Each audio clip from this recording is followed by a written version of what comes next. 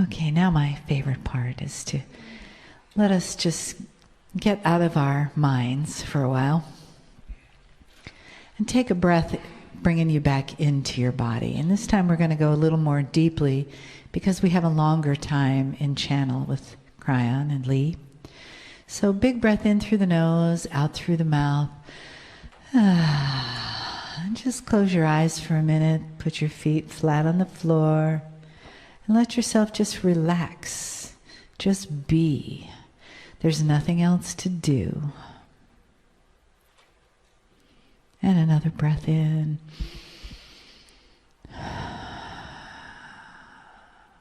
And come into that beautiful place between your brain hemispheres, where you're not thinking and your feeling is just sort of suspended, and you can see through that beautiful spot of light in your forehead that is your third eye.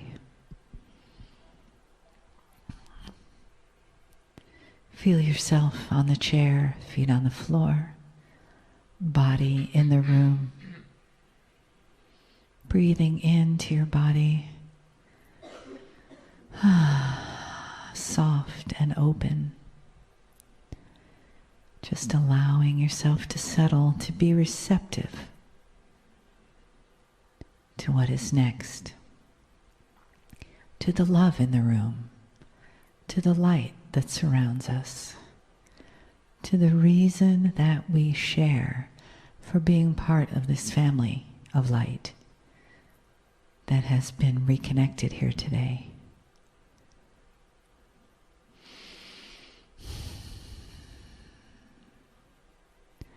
And let the top of your head just gently float up towards the ceiling, softening your neck and shoulders. Feeling your vertebra of your spine just nicely stacked one on top of the other. Your hips relaxed in the chair. Your toes nice and soft on the floor. And your being open and receptive to this moment, these moments we share with all those who honor the human.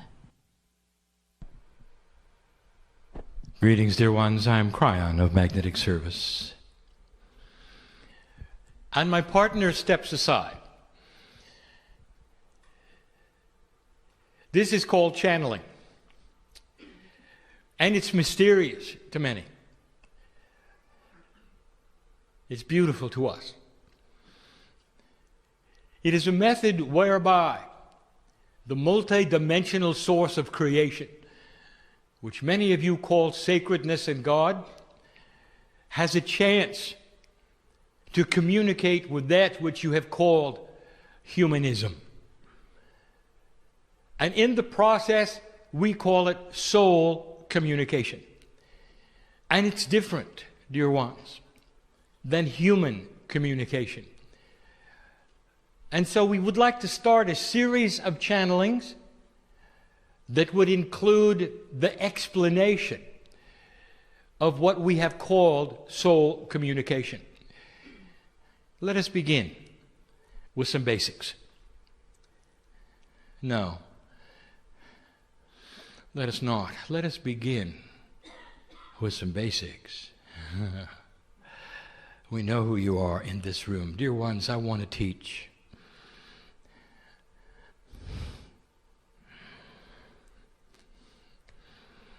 But not without first acknowledging the family. I want to teach you about you. Everything I'm going to do in this chair that my partner has allowed me to do, as he steps aside, he doesn't know what's coming. He's practiced this. He's practiced not knowing what's coming. He's practiced allowance without filters. I'm going to explain that eventually. And so I am open in this portal, which you call channeling, to allow for a third language to come flowing in that you can feel in an interdimensional way that is not with words and not linear. And some of you will. This particular channel is being published, and some of you are listening and reading. And this is open to you as well, for I know of the potential of your listening and reading. Odd as it may sound to you, this is part of the interdimensional potentials that God has as the central source. The potentials of your awakening itself, that you would pick it up and look at it. It's there. We see it as reality even before it happens. We got to start with the basics. Human consciousness is complex. There will come a day when scientists may consider human consciousness as a branch of physics, because it does not follow the patterns of linear physics, even the patterns of quantum physics, because it is what they would call biased in directions of personality, events, Akash. It's complicated. So the rules would be very, very basic, but they're outside of that, which is three-dimensional physics as it is known today. And so to describe communications in this fashion goes beyond the limits of any understood science. It challenges you to think differently, act differently. Soul communication. And there are two ways. Communications from things to you that are multidimensional, and from you to them, which is multidimensional. There is the difference between linear and non-linear communications. I am going to explain it the best I can, with explanations perhaps I've not given before. I want you to consider for a moment you have an old typewriter. And you are typing along, and as you type along, you will see the letters on the page, one after another, appear. Pretty soon you have words, and then sentences, and then thought groups. This is linear communication. Now, what you are beholding at the moment, whether you're reading or hearing, is the same. One word after another, in a structure for the language of my partner. It is linear. It is in a row, in a line, like the typewritten words on the page. That is linear communication. That is human communication. Non-linear communication would be as follows. Now pay attention, for this is going to be what my partner calls a stretch. Pretend that the typewriter is stuck. And you can type all day long, but you're only going to have one image. Every letter is going to show itself over the other. You type away, it does not advance at all. It simply types over itself, one letter. Now, what would you see on the page, dear one, at the end of a long letter to a friend? A smudge. All the letters piled up, inking over one another. You'd have no idea. You would look at it and you'd be sorry that the typewriter failed and you hadn't noticed. Now consider for a moment somebody comes along and they have non-linear communication skills. They would look at the smudge and see the letter. And that's as clear as I can make it. They're conceptual. They would see the thought that went into it. They would see the linearity outside of its linearity. The letters are there, dear ones, but they're not there in linear form. They're all together as a group. Therefore, a non-linear communicator will see the smudge and see the entire letter. Now there's an attribute of this, and it's difficult to describe to you. And it's out of the logic that you would have, and yet it is. And so let me try to explain it. My partner goes slowly, so this will be understood. When the conceptual person looks at the smudge, they're looking at something that exists already. A letter has been typed. So they're not making something up. They are simply reading something in a non-linear way. The letter has been written, oddly, all in one smudge, but it has been written. There is an attribute of a non-linear mind, which you call autism, that you should study. There are many autistic human beings who can tell you the day of the week of a future date in any year, in any month. If you would ask that person, what is the day of the week in May of 2035? And they would come up with it, maybe a Tuesday or a Wednesday. And it would be there, and they would do it instantly. You would gasp at their computational efforts. And here is the answer. Computation has nothing to do with it. It's not a formula. It's not math. It exists. And so it is known. You can go to any computer that is calendar friendly and find that information because it already exists. It's a concept that has already been developed and known. The nonlinear mind, therefore, is able to go to it and interpret it instantly because they see the concept. They're not calculating anything. Now you know the difference between linear and nonlinear. There's a lot of communication that wants to come to you from all manner of sources. So I'm going to start the list. Channeling is what you're hearing right now. My partner has practiced it for 23 years. When he started, it was ugly.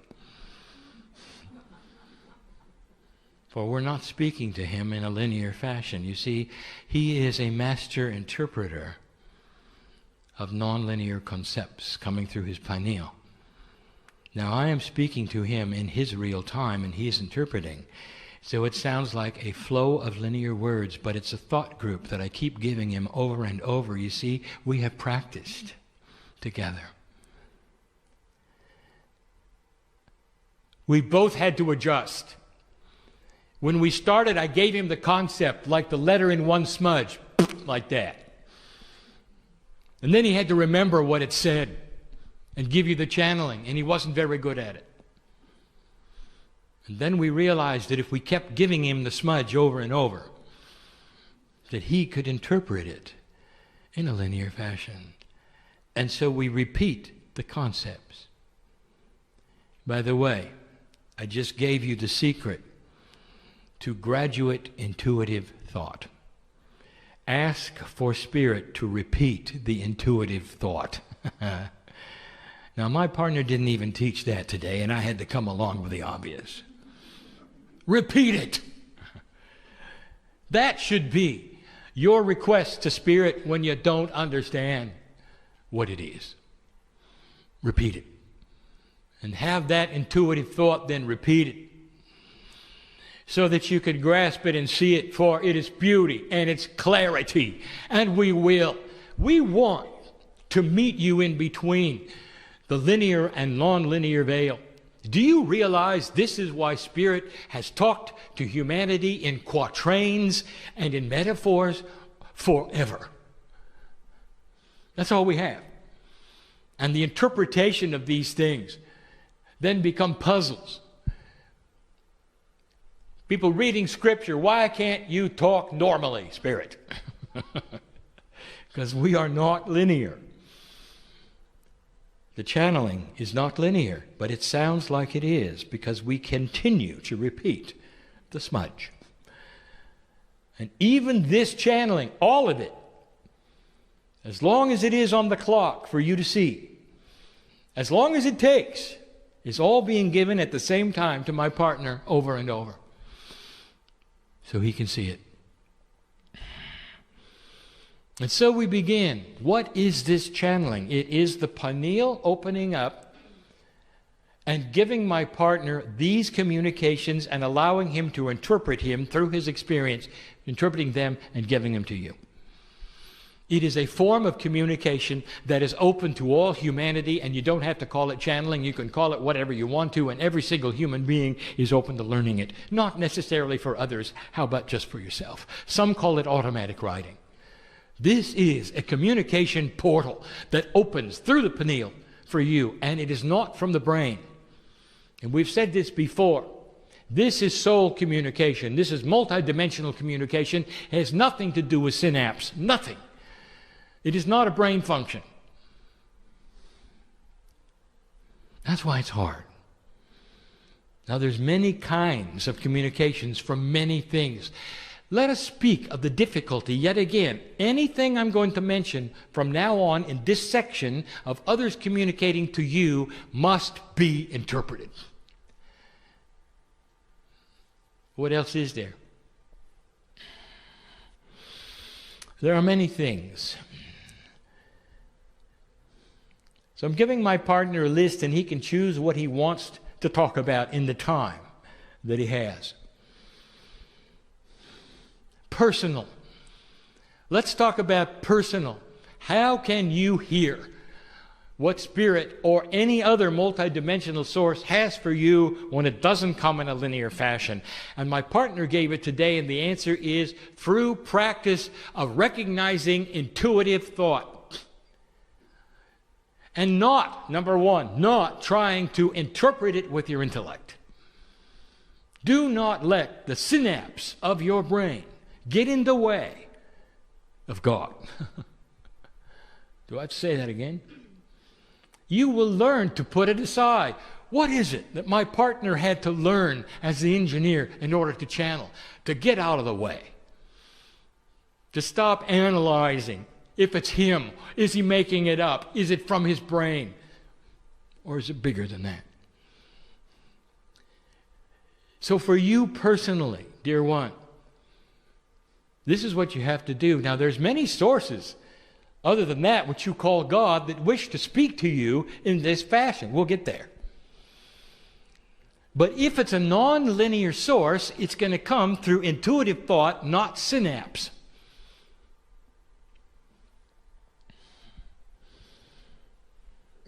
Where do we go next with this?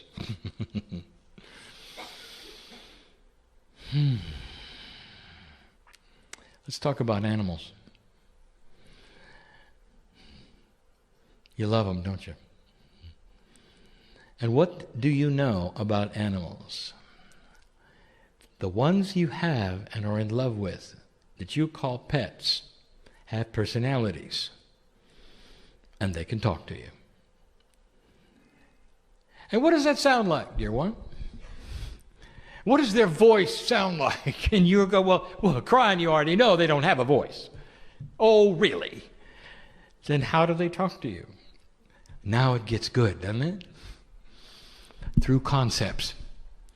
Their conceptual thought groups are available to pick up, guess where? Through your pineal, which is the interpreter of multidimensional things in your body, not your brain, and will give you the same thought groups they have. And some of you are good at it. There's ones who are listening to this right now, called animal whisperers. You know exactly what I'm talking about. Why do they call it whispering? I'll give you my interpretation. Because it's not linear. Because it whispers to your mind through the pineal and comes in the thought group very softly, all at once, like a smudge. You know what the dog is thinking. You know what the cat is thinking. You know what the horse is thinking. The requests they have, perhaps the distress they have, perhaps the celebration or the love. Now this is easy for you. Easy. Because you all have felt this. You know what I'm speaking about. This is not different than the same muscle that you're going to use in meditation to listen to God. It's the same apparatus of your system. So is it true that communicating with animals is soul communication? Yes. Theirs to yours. And if you're good at that, why not go then and not doubt yourself? And be good at that which is within your own higher self. Now, I just gave away who you're communicating with. Your higher self is that self which vibrates higher than you are. It's part of your soul group, the core. And this is what gives you information from the other side of the veil, which you call angelic, sacred God. It's the same as in animals. Did you know, here's another one, in the list that I'm giving my partner. Did you know that actions are communication? When my partner speaks about the grid, and when you sense that which is crystalline grid, the battlefield, what has happened there, it's concepts. And it's coming through the pineal. And it's thought groups, not linear communication. Some of you are good at that. You are proud that you can feel energy where you go. You can feel the energy of a group. You can feel the energy of the land, which is the crystalline grid. You can feel the energy of a situation. And you're good at it. What are you feeling? This is soul communication at its best. It does not come from the brain. It is not intellectual. This is physics. You are picking it up through the pineal, interpreting it, and you get the information. Something has happened on the ground where you are. It may take you to your knees. That's communication. Beautiful. But you had to interpret it. Why is it that the communication which is so personal to you is the hardest to interpret? You with you. This is what the teaching is today, trying to open that up. There are many other kinds of communication. What about those other things and what I'll call universal communication? When you walk into the forest and the trees talk to you, what's their voice sound like?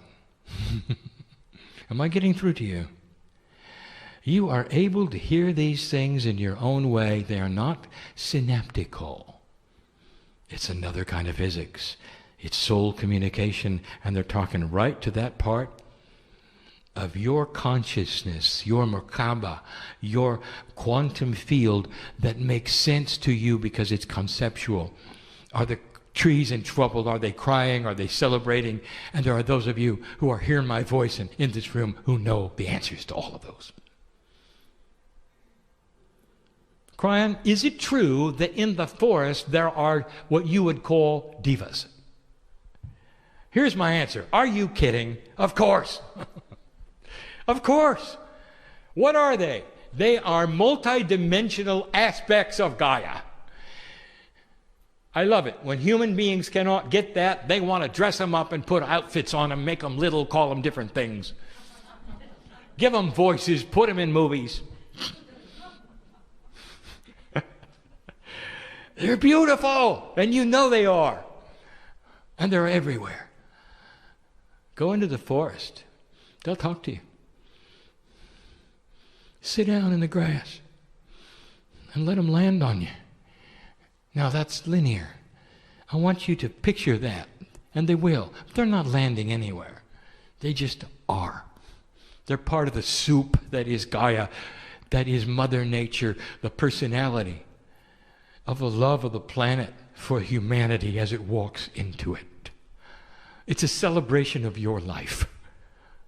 You're not going to get bad things from a diva. You're not going to get bad information from hugging a tree. You know that, don't you? What does that tell you about how Gaia feels about you? That's just a few of the things.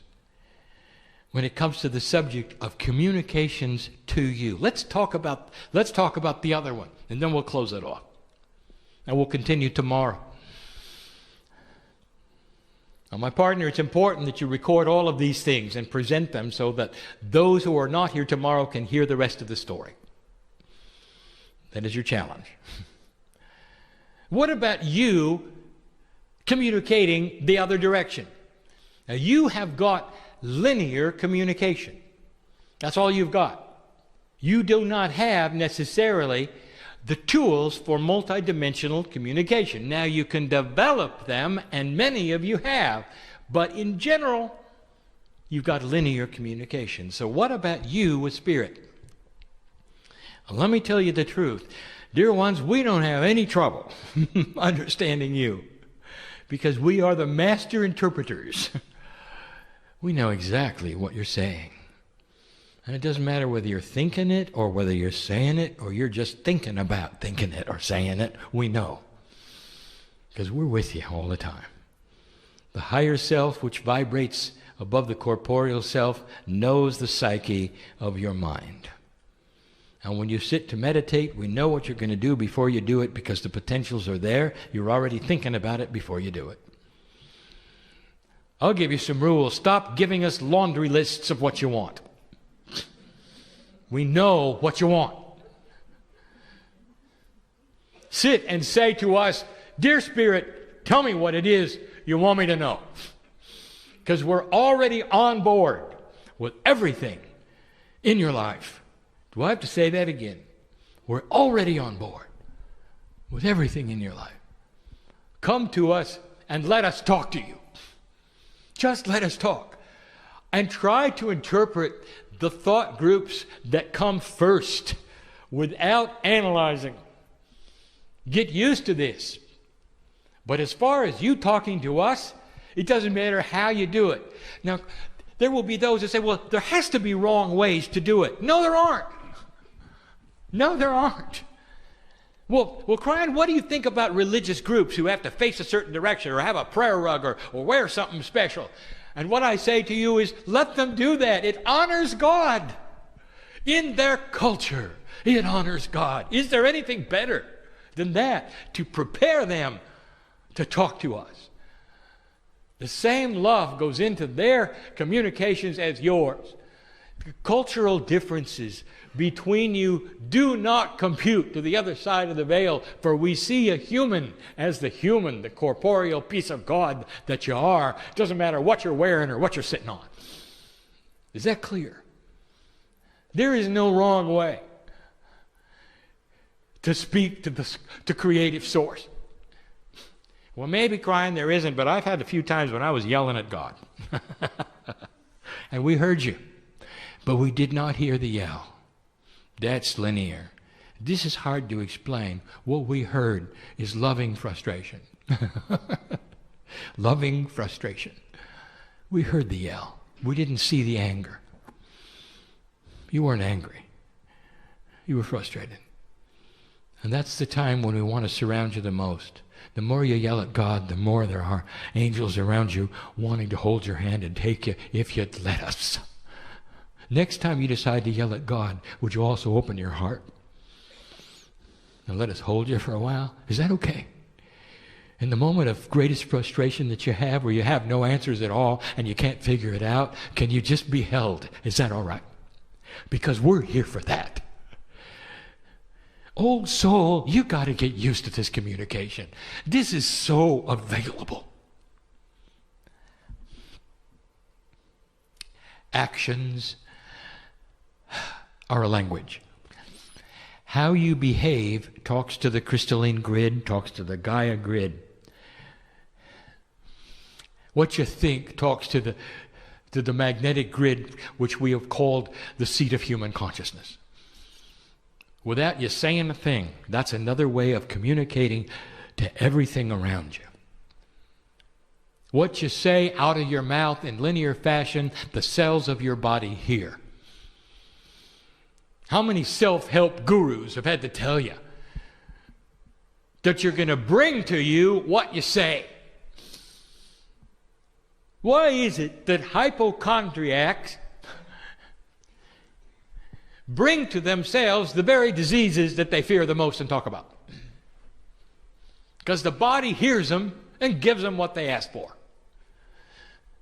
The body is listening. The grids are listening. Even the human beings around you are listening. Do you spin in drama? Here we are again. Is this attractive to other human beings? Have you ever thought about that? What do you want to show somebody about your belief system? That you're out of balance? And that they ought to do what you do? Think about it. How are you presenting mastery to humanity, old soul? What have you learned through all of the ages that you brought to the party today?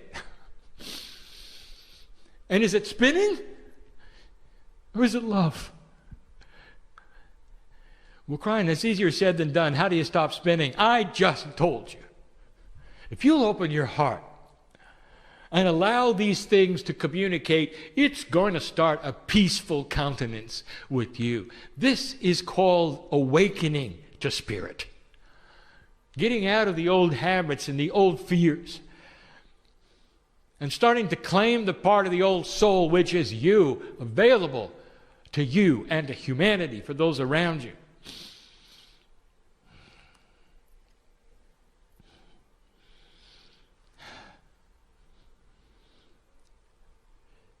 So much to be told about how you communicate with others. Multidimensional communication.